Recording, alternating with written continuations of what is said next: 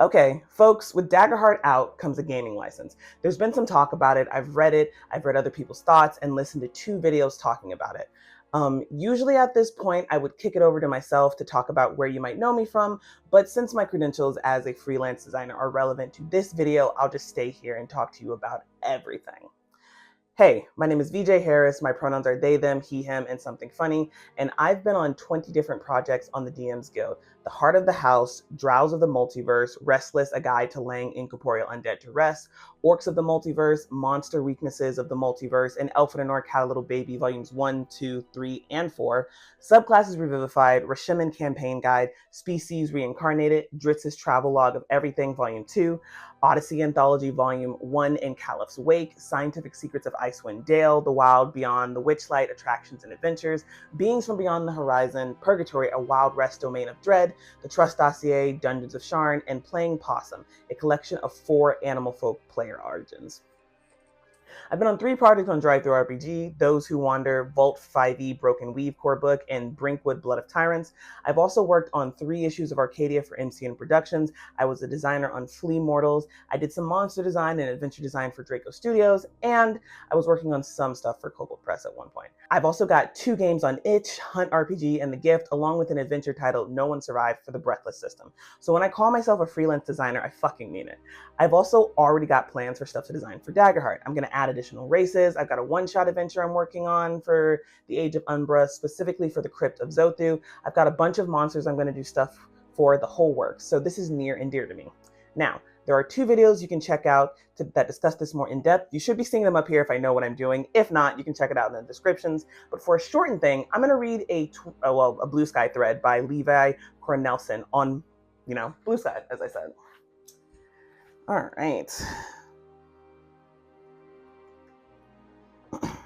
Okay, so I've been chewing on the Darrington Press community gaming license for a couple of days at this point, going back and forth on it. So here's a critical thread. This is one of whatever. So out the gate, this is not an open license. If you get to it by way of Creative Commons and the like, it is staggering how much this is not an open license. This is a community license to allow people in their community access to their stuff under terms which they control and may change. Now, that doesn't make it evil, it's just not in that category. It does have a grant where if you have a thing out and they change the license, you can keep printing it, but you can't change any detail of it unless you update to the new version. If the new version is worse, too bad for you. For that reason, I would emphatically not create any kind of serial or ongoing work, commercial or hobby based on this. They have all the power and you have exactly one guarantee of anything. For one-off works, create it and walk away. That one guarantee is probably enough. Next, there's one odd ambiguity. It says you can't copy the rule book word for word and then says you can copy the SRD. Do they word for word match anywhere? Which is likely nothing, but it bugs the shit out of me.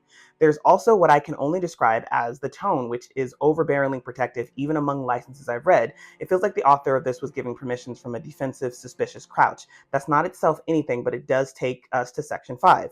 Section 5 is if you make a thing first and we make a similar thing after you, you can't sue us. And this is super intense about it.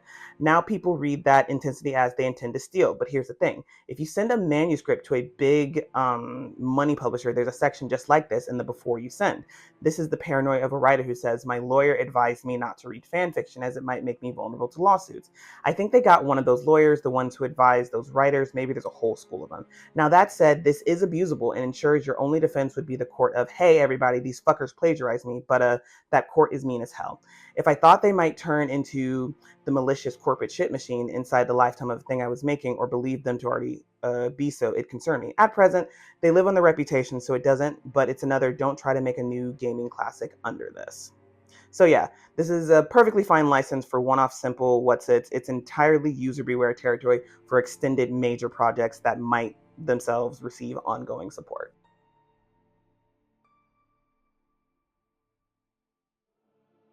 Okay, so this is giving me a little bit of DM's Guild vibes. For those of you that don't know, the gist of the DM's Guild license is that you can use pretty much any AP that Wizards of the Coast owns, excluding Acquisitions Inc., Rick and Morty, and any stuff that was done in collaboration with Critical Role. And in exchange, they get a cut of your profits and you can never post it anywhere else. You can do stuff with it for VTTs, but anything else, you're a no-go.